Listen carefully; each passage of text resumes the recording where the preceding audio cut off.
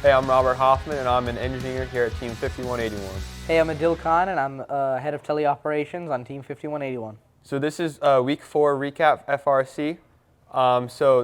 This Saturday, our engineering team has been really focusing on both the motors and the wiring, a lot of just cleanup for the wiring to make sure the bot runs smooth. And for the 90-degree turns and the drivetrain, we're using the Falcon 500 motors, and we're starting to implement those into a lot of the manipulators that we're working on. On the programmer side, this week we got all the new programmers and taught them about all the different aspects of the bot they're going to need to know, like the radio and the ports on the RoboRio. We also got everyone to download the necessary applications like VS Code and GitHub and help them through that process. Lastly, we also coded a test intake to see whether or not that intake design was efficient or not.